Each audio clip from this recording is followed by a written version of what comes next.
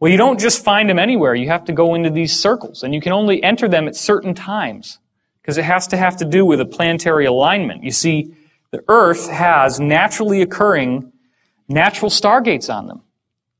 And I know that some of you might not believe this, but there is so much evidence, and we're going to go through some of that. There are natural stargates, and you actually can time travel. So there's a very important reason why the ancients were building things like Stonehenge and the pyramids. This is not just to entertain themselves and to build a tomb for the dead pharaoh. Okay, it's much more than that. So I read this book when I was 7 years old, and in the book we have descriptions of experiments in ESP between Harold Sherman, the author, and Sir Hubert Watkins, who was an Antarctic explorer. They documented some fantastic telepathy experiments. In one case, Sherman is sitting there in his room in L.A., and he's tuning into Watkins, and he gets this pain in his head, and it hurts a lot. And so he writes down, okay, pain in the head. When we correspond that to what Watkins' journal said at the same time, all the people in his Antarctic expedition team were bumping into this stovepipe that had fallen down with a sharp edge, and they were actually lacerating their head, the skull. Bleeding from that, and he was feeling the pain. Just like I said, there's an energetic transmission of the pain. Well, after Watkins died, the telepathy continued because they were so much in affinity with each other that he could recognize Watkins when he spoke.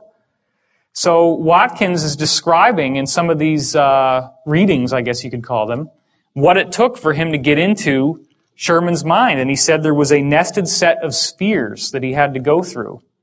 And he had to find a channel to the center to get to the message to Sherman, which was not easy. That's why they call it channeling. Because, and I didn't go into this last time, but what really appears to be happening here is everybody knows about the system of chakras, the esoteric system of chakras. The chakras are actually different levels of your soul and different levels of where your thought processes and consciousness processes are happening. So as you go through these kundalini meditations, the idea is that you're supposed to raise the kundalini serpent. I was shown in multiple readings that the actual process of raising that kundalini is collapsing the chakras together into this set of nested spheres. Because when you do that, you focus everything into the one spot in your brain that we're going to go to here. So this is bringing all your chakras together and then finding that channel so that the entity that's trying to reach you or your higher self can get to the center. Because the center is where all the action happens. Why is that? Well, the center of your brain has a small gland in it called the pineal gland, which, as you can see here, it was called pineal because it's shaped like a pine cone. This is the exact geometric center of your brain. It's right here. And this, as we're going to see, is very important in ancient cultures. The Sumerians gave it a description, which you can see here, the little acorns on the top of this staff that he had. And there's also a little jobber up here. And what we found out from Dan Burish is that these can be reversed. The cylinder seals can be flipped over. And when you start doing that, you see some very interesting things, like the eye in the triangle and another eye in the triangle right here. So the Sumerians were hiding information. They were encrypting information in these seals. So this is the one we were just looking at. Here's your little pineal gland and the other one up there. Well, look at this. Now, if you've seen Stargate SG-1, the first episodes, you remember the Goa'uld, the villains in Stargate? You remember how they had these helmets that went around their head that looked like a snake? That's the helmet. That's the Anunnaki. They were human-like people, but they wore these weird helmets in order to appear like gods to the primitive Sumerians they came to.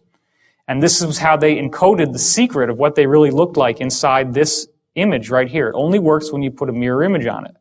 But then you also see he's holding all these pineal gland staffs, and he's got this seal over his head, and more symbols here.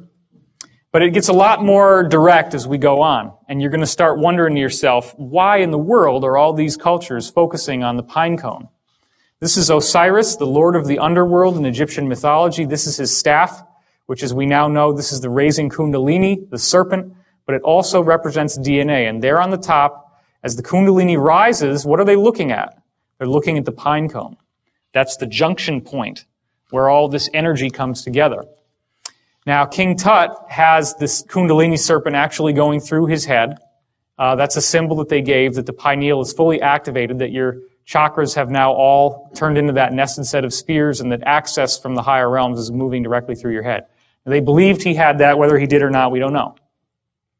Here's the Babylonian god Tammuz, and as you can see, he's holding a pine cone. So once again, he's a very powerful god from that tradition, and you're seeing the same type of symbolism coming through. Then you go over into Hinduism, the goddess Shiva, the goddess of destruction, the breaking down of the old to purify the way for the new. What does her head look like? What does that hair look like? It's another pineal gland.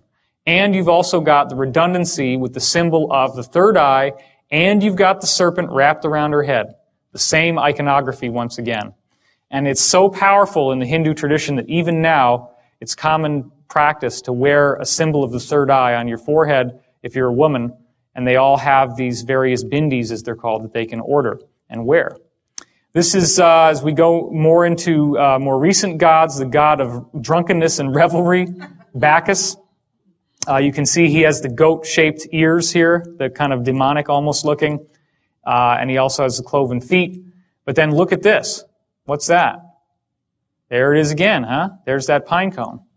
So once again, why do you think alcohol, hard liquor, is called spirits? Think about that for a minute. Because it opens the door to these influences. And the ancient people knew that. That's why they were called spirits. You've ever seen people who get like completely possessed when they're drunk and they just seem different? They seem a lot more negative. Well, negative entities in some cases seem to be able to grab hold through the pineal gland. And so they knew about all this. They knew that drunkenness and revelry opened up the pineal. That's why he's got it on the top of his staff. Dionysus, who is the usher through the underworld, the usher through death and rebirth, he's also got the pineal gland, the pine cone on his staff. So there's the same message yet again. And here's another image of Dionysus with a bigger pine cone. Well, let's not leave out Buddhism. Check that out, right? Same exact thing once again, the hair. That's another symbol of the pineal gland. And even the fact that it looks like a pine cone with these little, the way that they braided their hair. I mean, all this was done deliberately to honor the pine cone. So then there's a quote from the Bible, "The light of the body is the eye. If therefore your eye be single, your whole body shall be full of light." That's Matthew 6:22. Well, that's pretty weird, huh? Guess how the mainstream Bible scholars interpret this passage I told you yesterday for those who were here. They say, well, you just have to be single-mindedly focused on God the Father as your salvation. That's why it's one eye. You just want to kind of look at him. This is a single eye, and it makes your whole body full of light. Well, the Bible says God is light, so this is what's going on. It's your hyperdimensional gateway. The third eye, yeah. But surely we say, even though maybe a Bible passage could be interpreted a certain way, it might not mean anything, probably doesn't mean anything. Surely the Vatican wouldn't follow something like this. That'd be silly. There's never any public acknowledgement of it, or do they? Well, check this out. This is the Vatican Square, and this is a gigantic statue of a pine cone. It's the largest statue in the Vatican, anywhere outside, except for this little ball over here, which we're going to look at closer in just a second. Notice the peacocks, which have a very kind of Egyptian feeling to them, like the ibis, right? The Egyptian ibis. It's a very similar type of bird. And what's this all about? What's that look like to you? Aha, that's an open sarcophagus, just like in the King's Chamber or the Great Pyramid. What does the open sarcophagus symbolize in the Great Pyramid? No more death. The transition into spiritual life, okay? So, this all has to do with, I'm going to start walking a little bit. This all has to do with the knowledge of the higher forces, the sacred geometry. All this stuff focuses on the pineal gland, the pine cone. Now,